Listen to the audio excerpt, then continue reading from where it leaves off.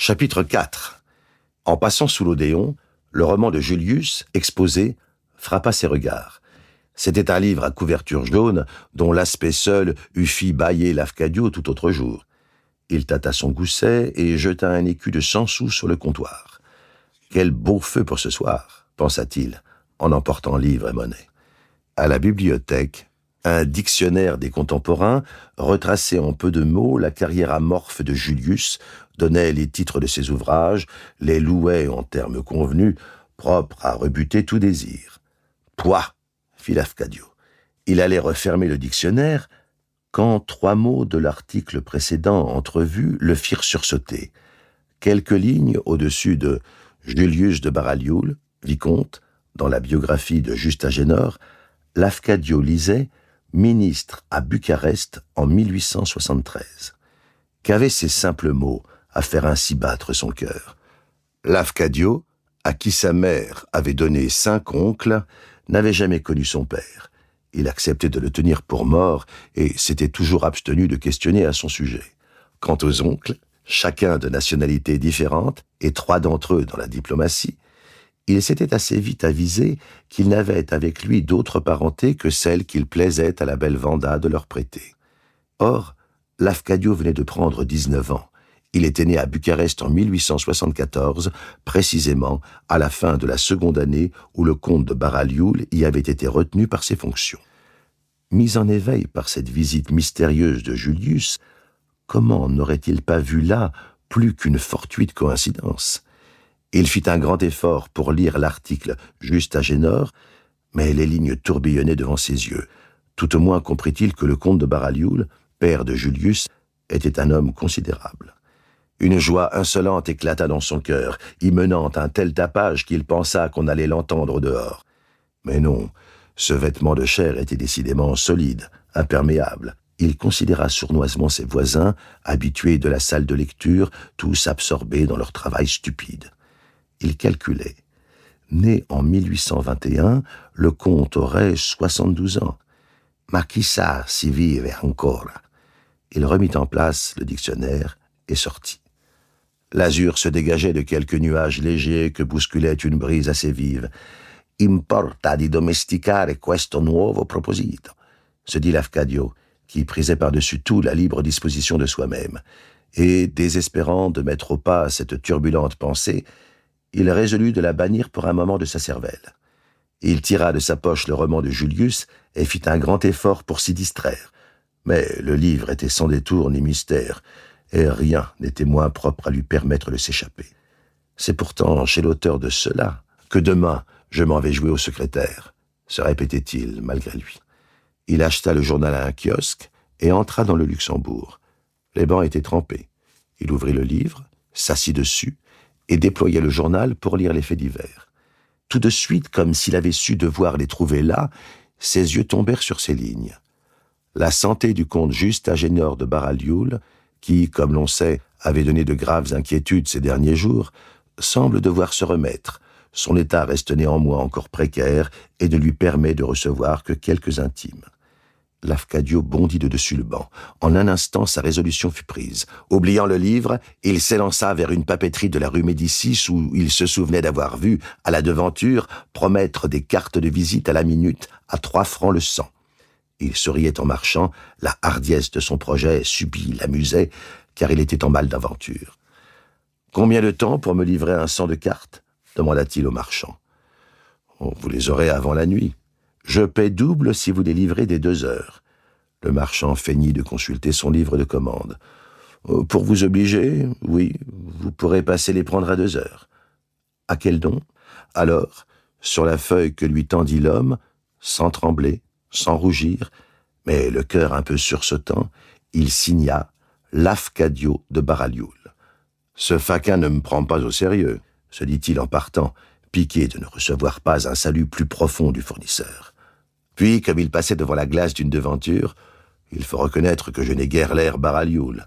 Nous tâcherons d'ici tantôt de nous faire plus ressemblants. » Il n'était pas midi. Lafcadio, qu'une exaltation fantasque emplissait, ne se sentait point d'appétit encore. « Marchons un peu d'abord, ou je vais m'envoler, pensait-il. et gardant le milieu de la chaussée. Si je m'approche d'eux, ces passants vont s'apercevoir que je les dépasse énormément de la tête. Une supériorité de plus à cacher. On n'a jamais fini de parfaire un apprentissage. Il entra dans un bureau de poste. « Place Malesherbes, ce sera pour tantôt », se dit-il en relevant dans un annuaire l'adresse du comte Juste-Agénor.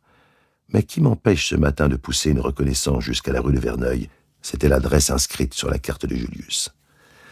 Lafcadio connaissait ce quartier et l'aimait. Quittant les rues trop fréquentes, il fit détour par la tranquille rue Vaneau, où sa plus jeune joie pourrait respirer mieux à l'aise. Comme il tournait la rue de Babylone, il vit des gens courir. Près de l'impasse Oudinot, un attroupement se formait devant une maison à 2 étages, d'où sortait une assez maussade fumée. Il se força de ne point allonger le pas, malgré qu'il l'eût très élastique. « Lafcadio, mon ami, vous donnez dans un fait divers et ma plume vous abandonne. N'attendez pas que je rapporte les propos interrompus d'une foule, les cris. » Pénétrant, traversant cette tourbe comme une anguille, Lafcadio parvint au premier rang. Là sanglotait une pauvresse agenouillée. « Mes enfants, mes petits-enfants » disait-elle. Une jeune fille la soutenait, dont la mise simplement élégante dénonçait qu'elle n'était point sa parente. Très pâle et si belle qu'aussitôt attiré par elle, Lafcadio l'interrogea. « Non, monsieur, je ne la connais pas. Tout ce que j'ai compris, c'est que ces 2 petits-enfants sont dans cette chambre au second, où bientôt vont atteindre les flammes. Elles ont conquis l'escalier. On a prévenu les pompiers, mais le temps qu'ils viennent, la fumée aura étouffé ces petits. Dites, monsieur, ne serait-il pourtant pas possible d'atteindre au balcon par ce mur et voyez, en s'aidant de ce mince tuyau de descente? C'est un chemin qu'ont déjà pris une fois des voleurs, disent ceux-ci. Mais ce que d'autres ont fait pour voler, aucun ici, pour sauver des enfants, n'ose le faire. En vain, j'ai promis cette bourse. Ah, que ne suis-je un homme ?» Lafcadio n'en écouta pas plus long.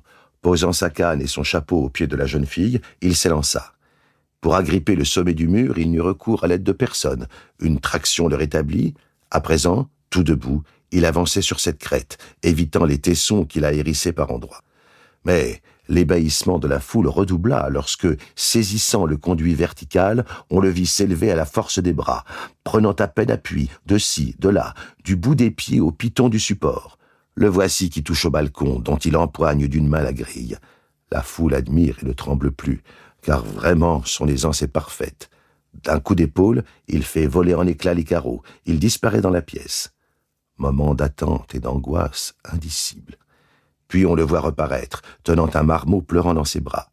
D'un drap de lit qu'il a déchiré et dont il a noué bout à bout les 2 laits, il a fait une sorte de corde. Il attache l'enfant, le descend jusqu'au bras de sa mère éperdue. Le second a le même sort. Quand Lafcadio descendit à son tour, la foule l'acclamait comme un héros. « On me prend pour un clown », pensa-t-il, exaspéré de se sentir rougir, et repoussant l'ovation avec une mauvaise grâce brutale. Pourtant, lorsque la jeune fille, de laquelle il s'était de nouveau rapproché, lui tendit confusément, avec sa veste et son chapeau, cette bourse qu'elle lui avait promise, il la prit en souriant et, l'ayant vidée des 60 francs qu'elle contenait, tendit l'argent à la pauvre mère, qui maintenant étouffait ses fils de baisers. « Me permettez-vous de garder la bourse en souvenir de vous, mademoiselle ?» C'était une petite bourse brodée qu'il baisa. Tous 2 se regardèrent un instant. La jeune fille semblait émue, plus pâle encore et comme désireuse de parler. Mais brusquement s'échappa Lafcadio, fendant la foule à coups de canne, l'air si froncé qu'on s'arrêta presque aussitôt de l'acclamer et de le suivre. Il regagna le Luxembourg, puis, après un sommaire repas au Gambrinus voisin de l'Odéon, remonta prestement dans sa chambre. Sous une latte du plancher, il dissimulait ses ressources. 3 pièces de 20 francs et une de 10 sortirent de la cachette. Il calcula. Carte de visite, 6 francs. Une paire de gants, 5 francs. Une cravate, 5 francs. Et qu'est-ce que je trouverais de propre pour ce prix-là? Une paire de chaussures, 35 francs. Je ne leur demanderai pas long usage. Reste 19 francs pour le fortuit. Par horreur du devoir, Lafcadio payait toujours comptant.